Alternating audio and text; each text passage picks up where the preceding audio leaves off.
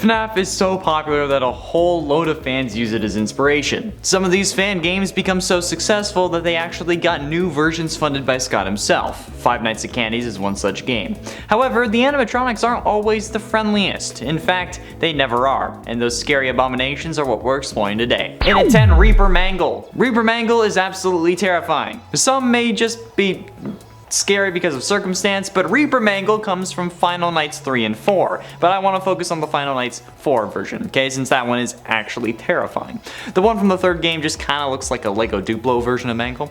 In the fourth game, however, Mangle's face appears to be melted and decaying, as if it was chewing gum, but the gum was its face. And there is basically no exterior shell on this thing, except for the face. Slightly on the left arm, but oh my god. Honestly, you can only tell this is Mangle because of the name and the color scheme. Other than that, if someone looked at this only knowing Mangle by the appearance in FNAF 2, it would take them a little while before they actually realized who it was meant to be. The Reaper animatronics are terrifying, but they get far worse in Final Nights 4. In at 9, Chuck E. Cheese. No, I'm not kidding. Someone actually made Chuck E. Cheese canon in the fan FNAF world. I don't know what particular game he comes from, if any. I saw him on the FNAF RP fandom wiki page and just kind of cowered in my pants.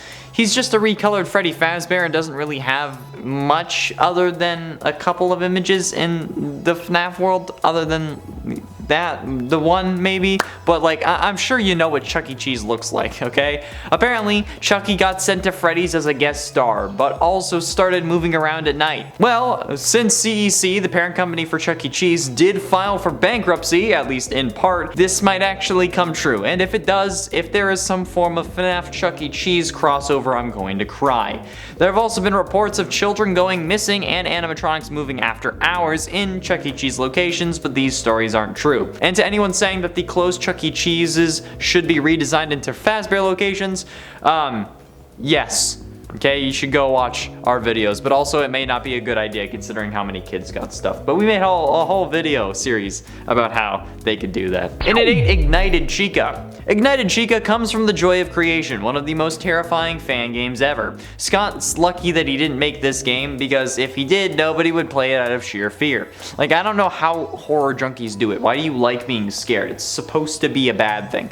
Anyway, Ignited Chica is similar to the other Ignited animatronics, just a more decayed and rundown version of the original. And while Eddie may not be trying to get with this one, and I'm not really either, there is a clear reason why, okay? The jaw is gone, leaving only the top part of the beak and a load of exposed wire, okay? Half of her left arm is gone, and her entire right arm is gone, aside from like a little bit of endoskeleton, okay?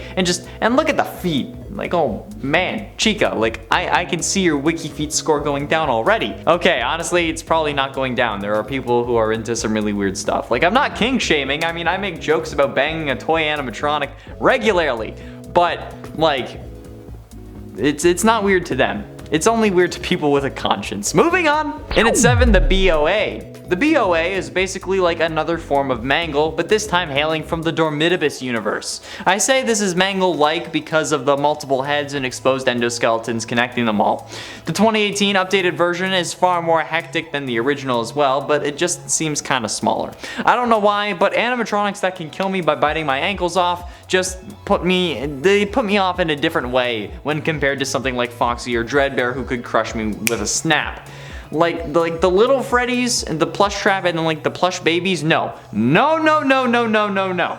And this thing doesn't make it any better, considering how it has 5 heads. The head of Toy Freddy, Toy Bonnie, Mangle, Balloon Boy, and Toy Chica. Mommy, why? But it also has the hook from Foxy just chilling, ready to tear your face off and like then lay eggs inside your brain. I don't know, okay? The story for Dormitibus is really messed up and I don't really quite understand it all. So I'm not sure what this thing is really going to do.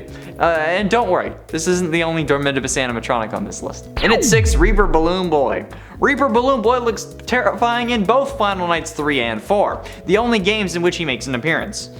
Luckily. But as I said with Reaper Mangle, Final Nights 4 is where the creep factor really gets dialed up to 12. His face is melting, and hell, even his balloon is showing endoskeleton, which totally blows my mind. And the propellers on his hats are just going nuts. The right hand of Doom got run over by a truck, and his left hand looks like me trying to use chopsticks. But like, at least you can tell that it's still Balloon Boy. Despite messed up attributes, I can't help but get weirded out by this thing. Like, I swear as I was writing this, I had the picture up next to me. I saw him move towards me and then back away as I moved my eyes back, okay? It was a horrifying experience, and I really need to make sure that I'm doing okay, because I swear he just he tilted his head. Now, really, I get that his head is tilted to the right, but come on. And anytime I refer to direction, I mean from their point of view, okay? Because I learned my lesson with Bonnie. Halfway through into number 5, Scrap Puppet. I don't know why, but every version of the puppet intended to be scary just gives me the heebie-jeebies. I don't have puppophobia, but it does. First, the Reaper puppet, which I talked about in the first scariest FNAF animatronics list years ago, and honestly, it was the inspiration behind this video. And then the Havoc puppet from another video, and now we have the Scrap puppet. This was only a concept in fan art and doesn't actually appear in any fan game, but this wasn't the criteria, okay? This isn't top 10 scary FNAF fan animatronics that appear in games. No, it's fan animatronics. It's fine, although that is a good idea. No, it's just fan animatronics. And while some people may not be able to make a game for their creations, they can still draw them and give me nightmares for all of eternity. The particular image that I found has just what looks like the beginning of a Scrap Puppet jump scare when you're salvaging them in FNAF 6, but obviously it isn't the actual game because the puppet was captured by Lefty. But this still sets me on edge with the tentacles coming off of it and that creepy smile. Oh my god. In at 4, Ignited Foxy. Ignited Foxy is similar to normal Foxy, just with only a pelvis, thighs, a forearm, and a head. Relatable. Ignited Foxy comes from the joy of creation, the same as Ignited Chica, but Foxy is even worse. Normal Foxy already looks pretty torn up, considering how he's a pirate and all that, but the Ignited version is missing an ear and most of his flesh. Can I call it flesh? Should I be calling it flesh? I guess it's missing most of its shell casing. Both lower leg sections, his upper arm, his lower right arm, as well as his feet and chest are also missing, but the hook's still there.